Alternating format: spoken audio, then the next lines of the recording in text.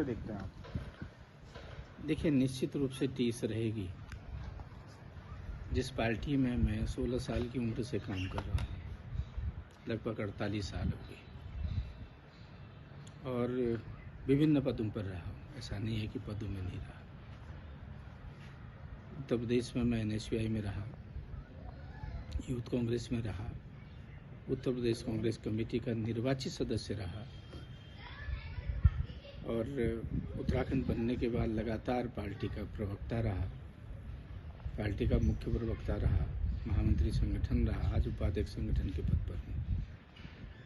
और मैंने मात्र मेरी पत्नी श्रीमती रुक्मणी जोशी, जो जिला पंचायत की सदस्य भी रही हैं और सामाजिक कार्यकर्ता रही हैं, मैंने उनके लिए निवेदन किया था पार्टी को कि आप पिथौरागढ़ महिला सीट हुई है मेयर की, एक मौका मुझको दे दीजिए, क्योंकि मुझे आज तक न विधायक बनने का मौका दिया, न मुझे टिकट दिया इन्होंने, क्योंकि तरह तरह की बातें करके मेरा टिकट काटा गया। मुझे मौका ही नहीं दिया, चाहे हरीश राव जी हों, चाहे यशपाल जी हों, चाहे प्रीतम सिंह जी हों, जो अध्यक्ष ये लोग रहे हैं, इन्होंने हर हमेशा मेरे साथ कहीं न कहीं से मेरा टिकट काटा।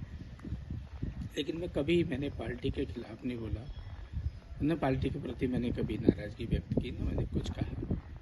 आज मैं खाली मेयर का टिकट मांग रहा था, उसमें भी आपने मेरे साथ इतना बड़ा धोखा कर दिया और मेरी भावनाओं को आपने चोट करने का काम कर दिया। आप नहीं लड़ाना था, आप कह देते कि आप नहीं लड़ोगे, आप बैठो काम करो, कोई दिक्कत नहीं। हम तो लेबर की तरह काम कर रहे थे। पंकज जी, आप स्वयं जानते हैं, मैं 9 बजे दफ्तर चला जाता हूँ, शाम को 7 बजे घर आता हूँ।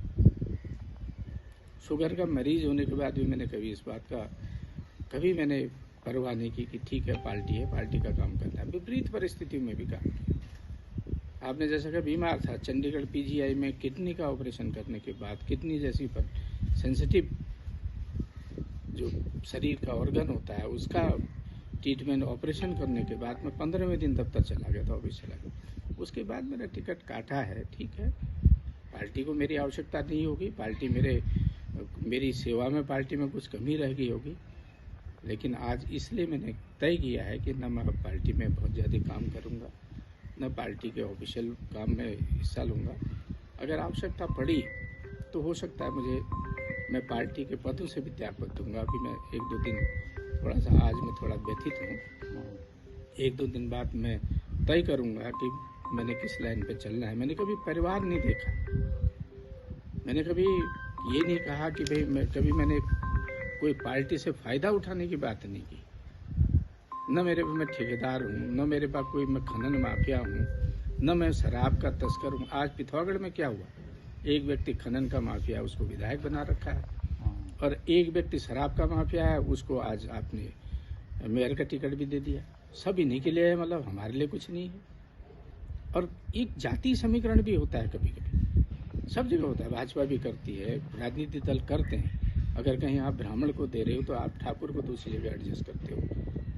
बाकी तो रिजर्वेशन भी होता है, उसमें भी नहीं किया। जिला पंचायत में लड़ा, मुझे जिला पंचायत में कुछ नहीं मिला, मुझे अधिकृत नहीं किया। मैं पार्टी का मुख्य प्रवक्ता था, आदरणीय प्रीतम सिंह जी हमारे अध्यक्ष थे।